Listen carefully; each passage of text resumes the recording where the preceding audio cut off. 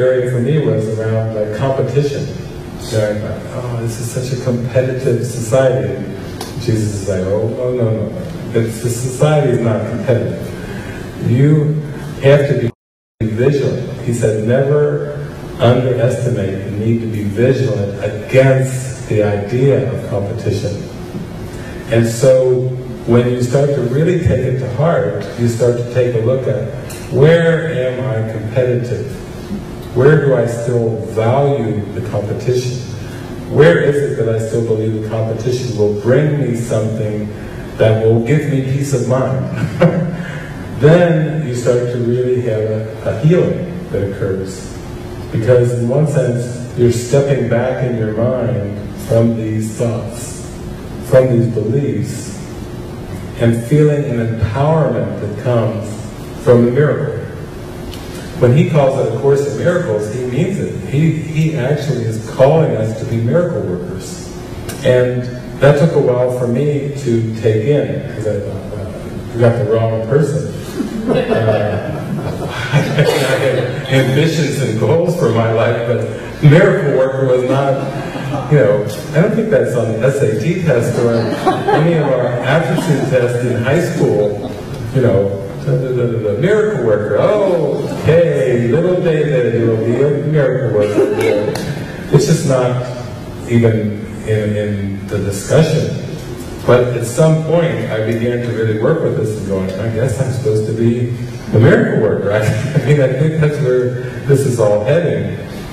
And he also said, seek not to change the world, seek rather to change your mind about the world. So it's not like we're going out to try to bestow miracles on people, or convert people, or save people, or any of that stuff. It's all for our own mind training and our own mind healing. And it's not about trying to change anybody at all, or fix anybody at all. And that runs right in opposition to the people-pleasing, which is kind of like, oh, I'm going to act the way you want me to act, and say the things that you want me to say, because otherwise, you may leave. And there's still this deep sense of fear of abandonment, and fear of loss. Why would we people please unless we were afraid of losing our jobs, or afraid of losing our relationships, or afraid of losing our parents and children? Why would we people please at all? We would just tell it like it is. We would say it, we would speak from our heart. And the more we work with A Course in Miracles and authentic spirituality, we actually see that it is valuable for us to extend the truth inside of us, that really nothing's going to come down on us. The sky isn't going to cave and fall in on us if we start really extending and sharing this love that wants to pour through us. It's quite the opposite. And then when I got into A Course in Miracles, it was like all this love and joy just wanted to just come pouring through me. At my course group, I had, you start off with your course group, and all of a sudden I was going to like 5 course groups a week. And I was thinking, this is really good stuff. But the ego was really terrified, like, uh-oh, this is not good. You're shy. You shouldn't be doing all this joining and hugging and talking about your emotions and all that stuff.